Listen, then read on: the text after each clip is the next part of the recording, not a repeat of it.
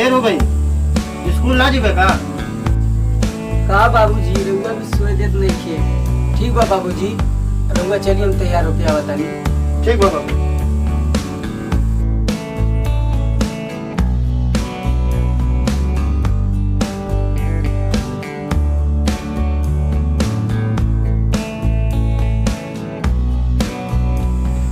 बाबूजी चाय पी ली।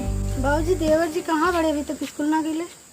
बहू तू जाना लू ना मनीष सुबह में कितना तेज बा। तू चाय रख दा, मनीष आवत हो।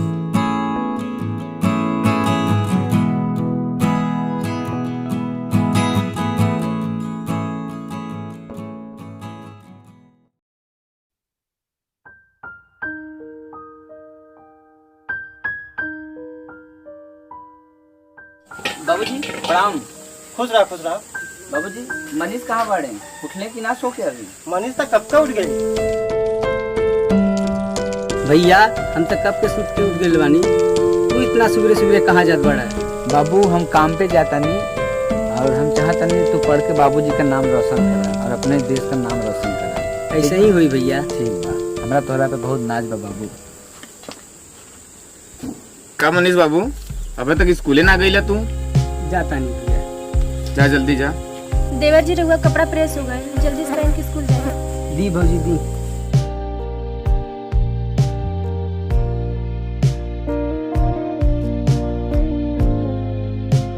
बाबूजी हम जाता नहीं काम पे। ठीक है बेटा जा, लेकिन हाँ ज्यादा देर तक काम मत करिए। ठीक बा। टाइम से घर चलिए। ठीक बा बाबू। मनीष तू समय से स्कूल चल जाइए बाबू। ठीक बा भैया। भैया फीस खातिर पैसा चाहिए। बोला बाबू कितना पैसा चाहिए? भैया 2000 फीस चाहिए। ठीक बा बाबू देता नहीं।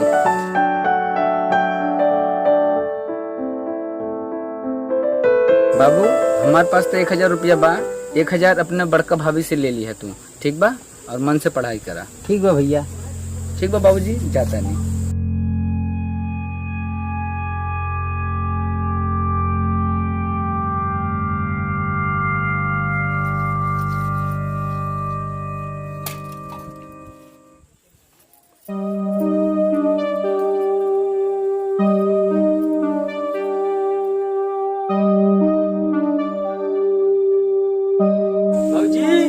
भौजी कहाँ बाड़ू? बर्तन धोत बड़ी का भाई? भौजी 1000 रुपया चाहिए, भैया बोलले बाड़न। अलमारी में बा पैसा, जाके ले ली। भौजी हो के तोहरा जैसन।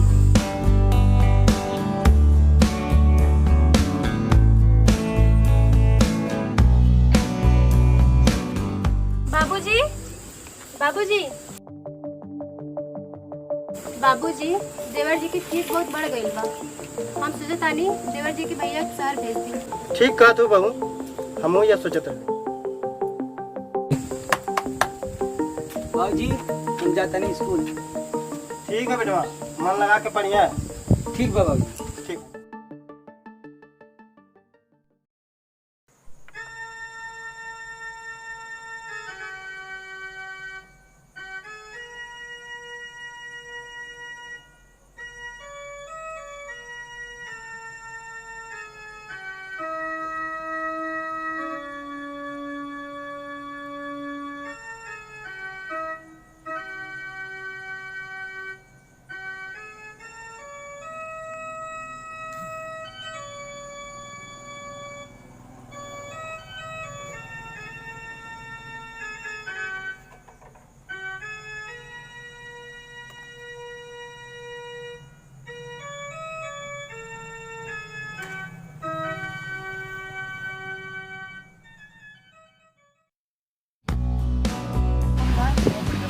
हाल चाल बा? और मनीष से मिला कुछ खर्चा वर्चा कराई जाए। और मनीष भाई का हाल चाल बा? ठीक बा। ठीक बा। कैसे है यार? और पढ़ाई का हाल चाल बा? यार कुछ खर्चा वर्चा कही दे यार। सिगरेट रुपया इधर हम सिगरेट ना पी। भौजी इतना खर्चा करे थे, यहाँ पैसा दे थे, सिगरेट ना पी। चला अच्छा चलो पिलाई दे यार। चला बा।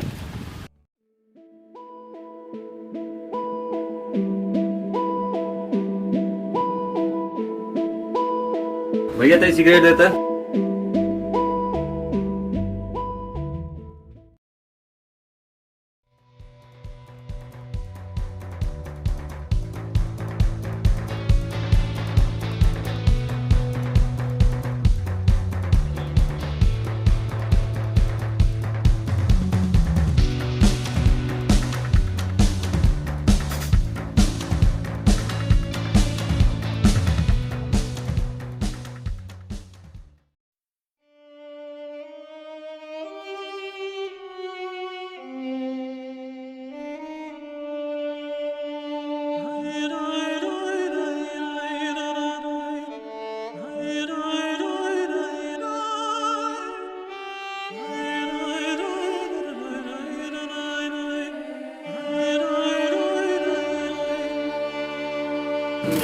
खींचा ऊंचा है ऐसे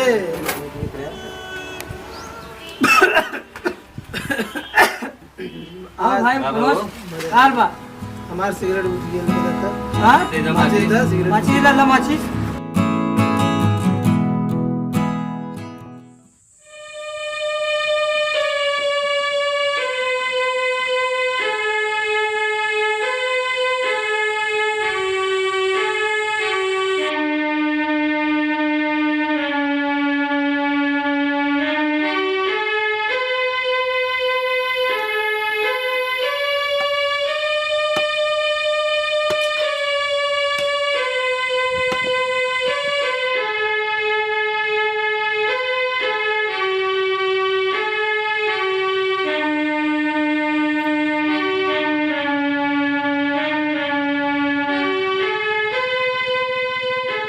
मोहित, ए मोहित, मोहित भाई।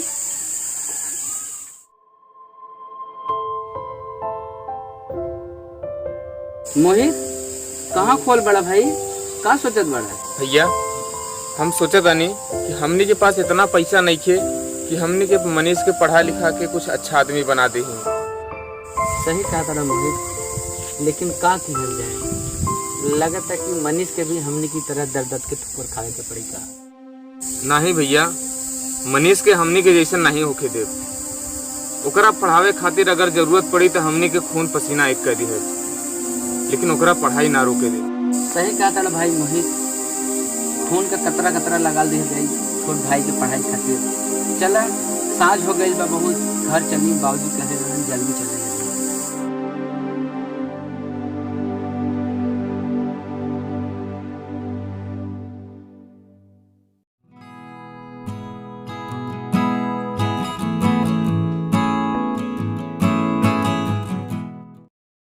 रोशनी, ये रोशनी कहाँ बड़ो? का भाई दीदी?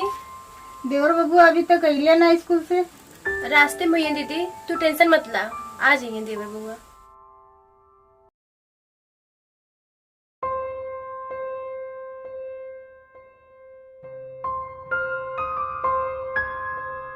भौजी, ए भौजी, ये पानी लेके आवा हो।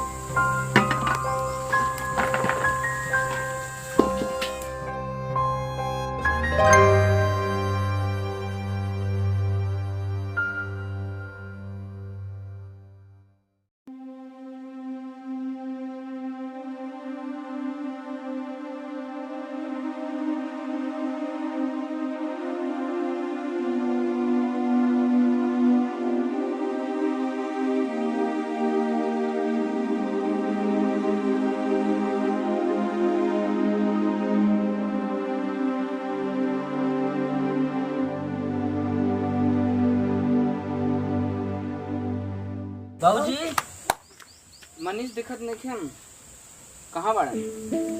मनीष अभी स्कूल से नहीं आए, लगातार रास्ता में। हाँ तो टेंशन मत लिया, मनीष अब बड़ा हो गया। बाबूजी, ये तो टेंशन के बाद बा, लागत मनीषवा के कहीं बुरे संगत के असर तो ना पड़ गई बा। रउआ लोग टेंशन मत ली, हम मनीष को समझा दे अच्छे से। बाबूजी, हमें को बात कहल चाहत रहनी। हाँ बाबू बोला, का बात बा? बाबूजी, हम सोचत रहनी कि हम दोनों भाई चल जाएं शहर कमाएं, काहे खातिर हम लोगों के पास इतना पैसा नहीं है कि अपना मनीष के पढ़ा लिखा सके अच्छा से। तो हम लोग शहर जाके बाबूजी खूब पैसा कमाएं और अपना भाई के कुछ बनाएं। सही सोचत बना। रउआ सही कहत बनी, मनीष बबुआ पढ़ लिख के अगर कुछ बन जाइए तो हमने का जीवन धन्य हो जाई। हाँ दीदी ठीक कहतानी, हम काले दोनों लोगन के बैग पैक कर देतानी। हाँ जल्दी से बैग पैक कर दी है, कल सुबह वाली रेल से हम सब बम्बई निकल जाएगी। हाँ ठीक बा, काले तू सब निकल जाए बम्बई, ठीक बा?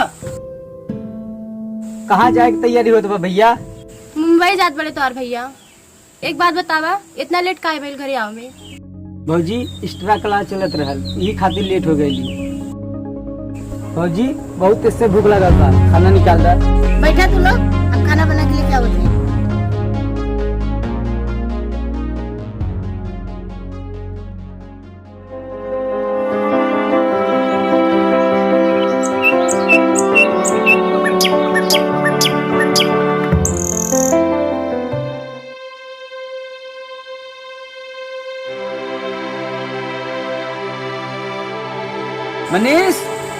मनीष कहाँ बड़ा हो, हम जाता नहीं। आप सब रुकिए, हम बुला के लाओ तानी। देवर जी, देवर जी उठी, राहुल भैया जात बाड़े। भैया जात वाले। हाँ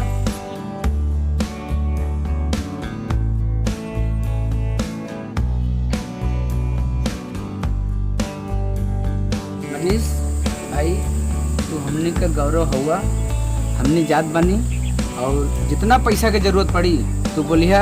तुहार दोनों भाई जिंदा बाड़न और खूब मन लगा के पढ़िया, ठीक बा? ठीक बा भैया। बाबूजी कहाँ बाड़न, बाबूजी के बुलावा। बाबूजी, बाबूजी हमने जात बनी। ठीक है खुश रहा। हाँ हाँ, और हाँ मन लगा के काम करो, ठीक है?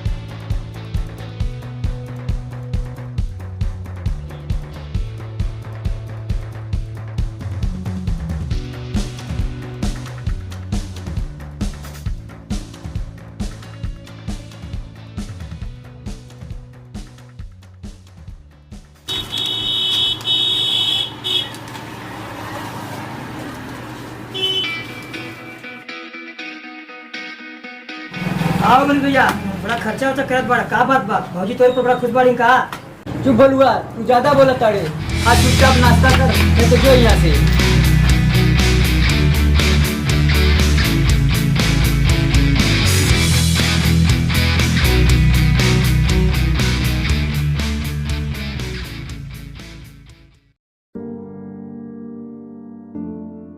मनीष भैया काहे इतना गुस्सा करत आड़ा?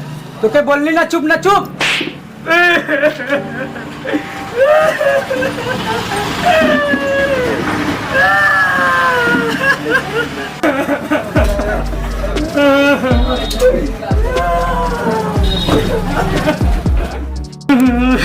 रे बंधुआ, हम तो मजाक करत रहे तो।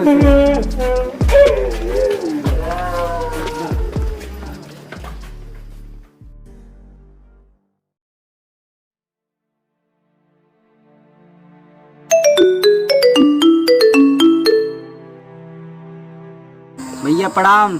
हाँ बाबू, खुश रहा मनोज बाबू, खुश रहा। और घरे सब ठीक बा बाबू? सब ठीक बा भैया, आपन बताई रउआ सब कैसन बानी? भैया स्कूल के फीस खातिर पैसा चाहिए। कितना फीस का पैसा चाहिए? भैया 10,000 चाहिए। 10,000? ठीक बा, फीस का पैसा हम भेज दें, तू मन लगा के पढ़िया। ठीक बा, खुश रहा।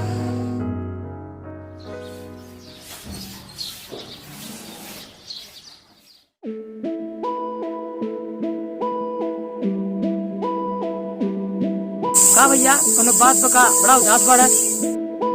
हाँ बोलू, दोनों भैया बम्बई चल गए, इससे मन नहीं खे लागत है। मनीष भैया टेंशन मत ले, कुछ दिन हम सब कुछ ठीक हो जाएगा। चला तार मिजाज ठंडा करेगा।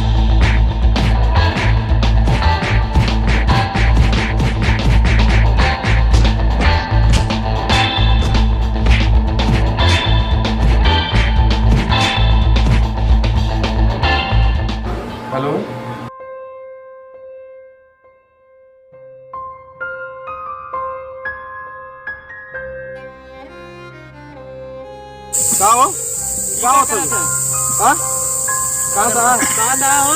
बहुत का दिस रहे हैं हो? का होए ध्यान से देख ले है मनीष रहल मनीष ना होई जाने ल अपना भाई ठीक बा हम दोनों भाई आवत आनी आजे घरे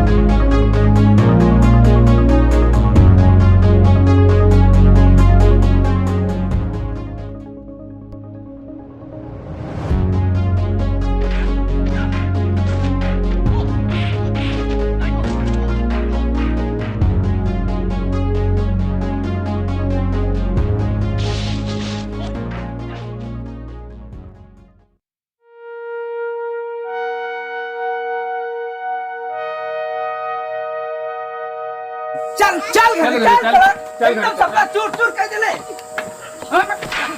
भैया का भाई काहे देवर जी के किस खिलावत है कोनो गलती भइल का?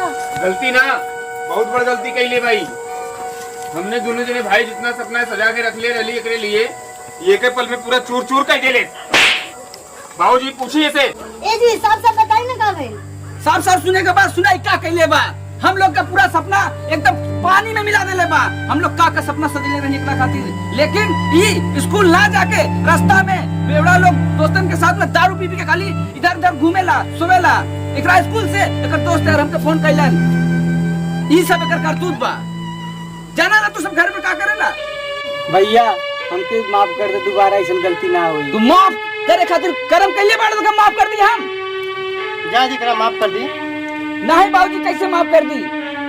हाँ? बाबू मन लगा के पढ़िए ठीक है। बाबूजी भैया से कह दो माफ कर दे दोबारा ऐसा गलती ना हुई। राहुल कसम खाता नहीं एकरा माफ कर दे और दोबारा गलती ना करी ठीक बा। बाबूजी आप कहता नहीं हमें कहा कि माफ कर देता नहीं लेकिन ये हम लोग के सपना के एकदम बर्बाद कर देला। लेकिन एक बड़ भाई होके खातिर हम करे माफ करता नहीं बाबूजी आप कहे कर।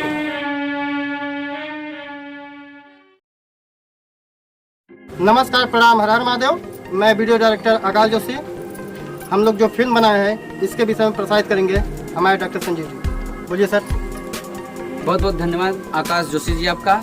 और हम सभी हमारे श्रोता बंधुओं का हम हार्दिक स्वागत और अभिनंदन करते हैं अपने चैनल एके प्रोडक्शन हिट में। और आप सभी से अपने सभी कलाकारों की तरफ से आशीर्वाद की कामना करते हैं।